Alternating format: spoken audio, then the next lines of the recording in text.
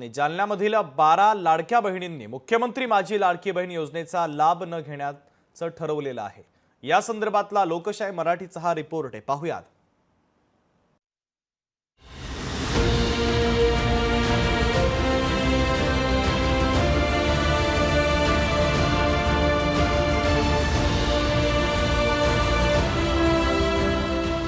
राज्य सरकारनं मोठा गाजावाजा करून लाडकी बहीण योजना आणली।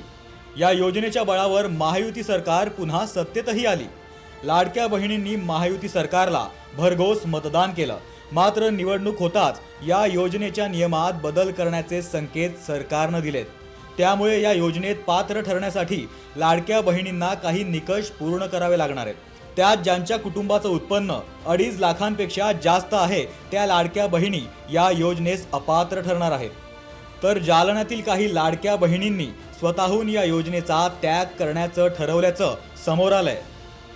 जर कोणाकडनं चुकून फॉर्म भरला गेला असेल किंवा आतापर्यंत त्यांनी लाभ घेतला असेल, त्यांनी स्वतःहून कार्यालयात येऊन अर्ज करावा की आम्ही पात्र नसून आम्हाला हा लाभ नकोय, तो शासनाला लाभ परत करावा। संशय म्हणून नाही, पण स्वतःहून आता ते म्हणतात की आमच्याकडनं चुकून हे झालेलं आहे त्याच्या, आणि शासनाकडनं अशा काही क्लिअर गाईडलाईन्स नाही की तुम्ही त्यांचं क्रॉस व्हेरिफिकेशन करा। त्याच्यामुळे आज रोजी मला असं म्हणता येणार नाही की कोणी चुकून फॉर्म भरला।